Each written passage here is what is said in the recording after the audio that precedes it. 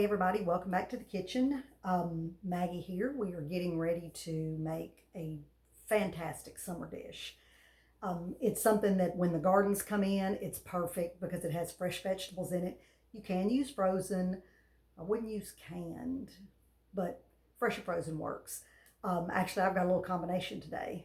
Some fresh things and one frozen thing. So anyway, what we're going to make is rice primavera. It is fantastic. It's my grandmother's recipe and I love it. I'm actually serving it at the restaurant next week because the vegetables are in and it's just time. So what it's going to take is, I've done my prep work. I've already cooked my rice, just, to speed the video along, not to waste y'all's time. But you're going to cook 1 cup of rice. So that's 2 cups of water, bring it to a boil, add a cup of rice, turn it down low, put a lid on it, usually about 20 minutes. Now, that can vary depending on the type of rice you use. Like at the restaurant, I cook primarily brown rice, organic brown rice, and that takes right at 20 minutes for a cup. If I'm doing like 8 or 10 cups, it's going to take 25, 28 minutes. So it can vary based on your volume. But I'm assuming at home you're not going to be cooking 8 or 10 cups of rice. So anyway, but you could freeze it. It freezes beautifully. But I'm babbling. I'm actually using a white basmati today, and that doesn't take as much time. It took about 15 minutes. Same process.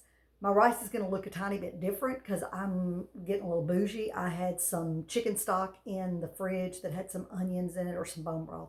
Had onions and seasonings in it that I needed to use. So I thought, I'm going to use that. So it's, instead of 2 cups of water, I had 1 cup of stock, 1 cup of water. So my rice is going to look a little different, but it's still going to taste amazing. So you put that on and then you can prep your veggies. And what we've got is a 1/4 cup of trilogy. Of course, there's nothing to prep there because you have that already prepped in your fridge. So you're just going to get it out. But you need a 1/2 pound of zucchini. And here's mine. I actually cut it up at the restaurant today when I had a few minutes. So it's a 1/2 pound. And you want to cut it into like half moons, about, I don't know, it's about a 1/2 inch thick. Or like on the really fat end, I quartered it just because I don't like big, massive chunks. I think we've had this conversation. I like little bite-sized pieces. You need a 1/2 cup of tomato. Mine's a little more because I would have had just like this little tiny slice of tomato in my fridge and I'm not throwing it out, so I just threw it in there. And then you've got a cup of broccoli. Here's where my frozen comes in. There's my cup of broccoli. I just thawed it out, cut it up. Again, kind of bite-sized pieces. Some of the chunks were pretty big. So those are your veggies. So the first thing we want to do, besides cook your cup of rice, let me turn this camera down so y'all can see. I've got a tablespoon plus-ish of lard. You could use butter. You could use tallow. You could use duck fat. Any high-quality fat is wonderful. So let me get my camera turned down and we'll get busy. Okay, so there's my lard, and here's my cup of, actually, I don't have trilogy. I know y'all, I ran out of trilogy in my refrigerator, but I did a freaking ton of canning this weekend. So I had some extra onion cut up from the salsa verde that I made. So I just grabbed a 1/4 cup of it. It will work. I mean, you can always just use plain onion. Trilogy is just fantastic because it gives you a little extra oomph in nutrition and flavor. So you're going to saute your trilogy in your high quality fat and just, for a few minutes, let it get let your onions get translucent. You don't want crunchy onions. And then from there, we'll start adding some veggies. And y'all, this is one of these dishes, and I know I say this all the time, but this is so true. The prep steps take a few minutes because you're cutting up zucchini and you're cutting up tomato, and cooking rice. That's the longest thing. The rest of this comes together super, super fast. Oh, you got to shred some cheese. I've got a 1/4 cup of amazing Italian Parmesan cheese. But other than that, it's so quick. So I'll pause so y'all don't have to sit here and watch onions simmer. And like I said, we're going to just let it get translucent right before it would start caramelizing, and then we'll move to our next step. I'm just going to turn it down a bit, and I'll be right back. Okay, so my onion's been going. I mean, it's just starting to get brown in some of the smaller pieces. 4-ish minutes. So that's good. Now we're going to add our zucchini. And like I mentioned, this is a 1/2 pound of sliced zucchini, which was about 1. But, you know, I don't usually like using those random volumes because I weighed one that was a 1/2 pound and one that was a whole pound. So there you go in that difference. And a 1/2 cup of, I'm sorry, not a 1/2 cup, 1 cup of broccoli. And then you're just going to kind of stir this around, and you want to like basically just kind of get it crisp, tender. You don't want to fully cook it because you're going to do some additional steps with the vegetables. And if you get it cooked too far, then you're just going to have mush. Ooh, there's a piece I didn't cut very well. Oh, there we go. So, oh, there's another one sticking together. There we go. They're gone. These things are being hard-headed. All right, now, so we'll just kind of stir this around. You want to get it warm and, like I said, kind of crisp tender. Broccoli and zucchini both cook really quickly, so it doesn't take, again, maybe 4 or 5 minutes. Y'all, I promise you're going to love this dish, and your family will too. It's pretty with all the colors. It's creamy. It's good carbs, good fat. It's just, you know, lots of good minerals and vitamins out of the vegetables. So it's just good stuff. This is also a dish that you could easily turn into a one-pot supper. If you had some cooked chicken, you know, grilled chicken would be fantastic. Leftover grilled pork chop you could cut up and add in here. Smoked sausage, after you get it done, you know, have the sausage or whatever meat warm and just toss it in here. And I'm going to turn it up just a tad and let it, you know, just kind of come together, and serve it as a one-dish meal would really be tasty and quick and nutritious and all the good things. All right, let me grab a fork, and I'll show you kind of, see, that's not quite, still not quite there. The broccoli's pretty good, but, you know, being frozen, it was already a little bit softer. The zucchini's got just a couple more minutes to go. So, I'll be right back. Okay, so this has literally gone about 5 minutes on a medium heat. And the zucchini's just starting to get kind of soft, which is where you want it. Now you're going to add a 1/2 cup of chopped tomato. Now, I have done this before with canned tomatoes, and it's okay. It's not terrible, but once you make it with fresh tomatoes, canned tomatoes, you'll kind of be like, yeah, it's good, but it's not this good. All right, so all we're going to do is stir this around just until your tomatoes are warm. Now, here's the thing, too. You can cook these vegetables as long as you want. If you want your zucchini really soft, you want your tomatoes really soft, keep cooking it. I mean, it's your dish. Do it however you want to do it. You know, I like it crispy. My husband likes it a little more done than that, so I try to kind of go in between. But the true recipe my grandmother made is you just want your broccoli, zucchini, crisp tender, your tomatoes warm, and then you're going to stop on this step.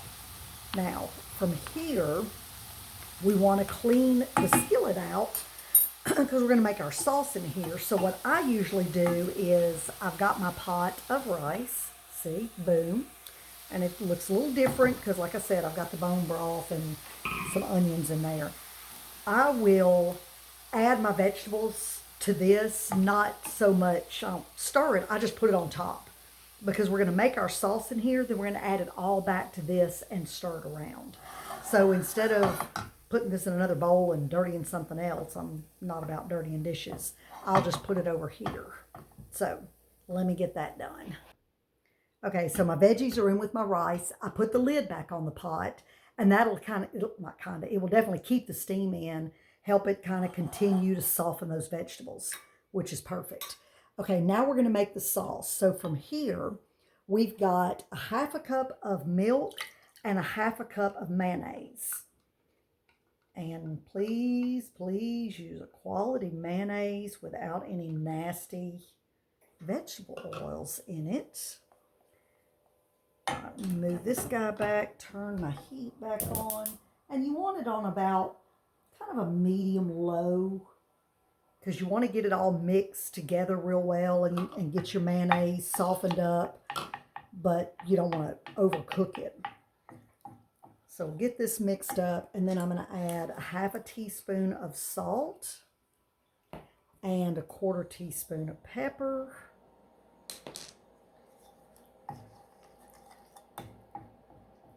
And then the recipe says, put this and the cheese in there and, start over low heat to mix it until smooth. I usually get my mayonnaise kind of softened up and broken up and a little more creamy than lumpy before I add my cheese.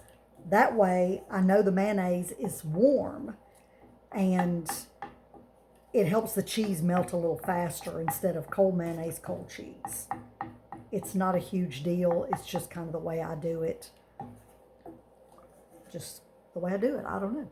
I was watching a YouTube video on canning this weekend because I canned my little brains out.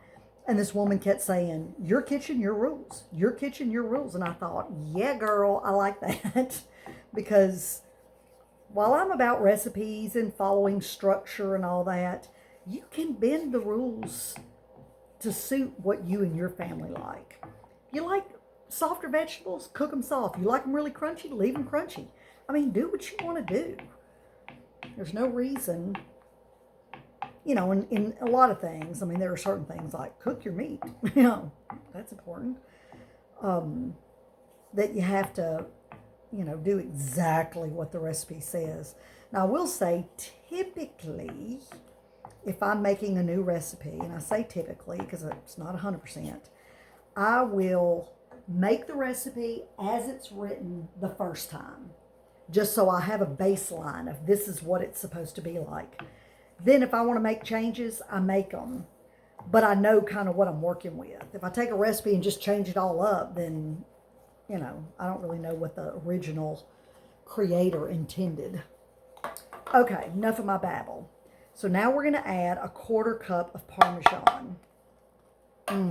Y'all, and get some real Parmesan, not that Kraft mess in the green can. That stuff's not even really cheese. It's so gross. But your kitchen, your rules. So you do what you want to do. I may have to steal that saying from that lady because I like it. And then you're just going to get this mixed up real good. Get your cheese melted. Ooh, y'all, it smells amazing.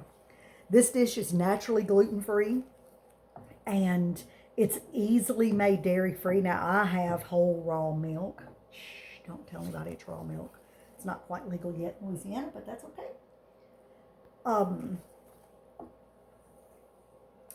But at the restaurant, I use typically oat milk. I've done it with almond milk, with coconut milk, and it works.